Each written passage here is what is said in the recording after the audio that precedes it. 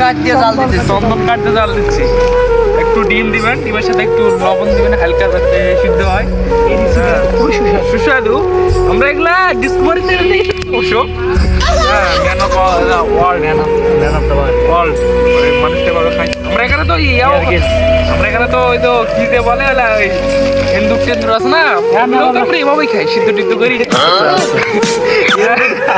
এন্দুরা এইভাবে সিদ্ধ করে খান? হ্যাঁ হ্যাঁ, পুড়ে খাই, মাছ সিদ্ধ করি, আমরা তো এইভাবেই জীবন যাপন করি। সাপ খাইলে ওই ঠোঁসা ফুলে খাই, মাঝে মাথা করে খাই। ওই যে পানিতে থাকে যে হলুদ হলুদ করে মাথা ফেলে দেয়, দিয়ে বডিটা আসলে আমরা সুন্দর করে ঝলছি, এখানে একটু লবণটা খাই।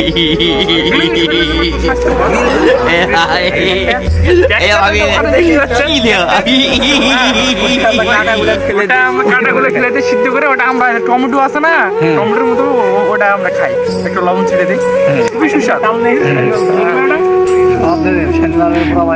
আপনারাও চাইলে এগুলো ট্রাই করতে পারেন বাসায়। আর জাল কিন্তু চন্দন কাঠ দিয়ে দিতেছে, এটা ভুলে যায়। চন্দন গাছটা না দিতে চন্দন কাঠ ছাড়া জাল এই দেখতেছেন না লাল হয়ে গেছে।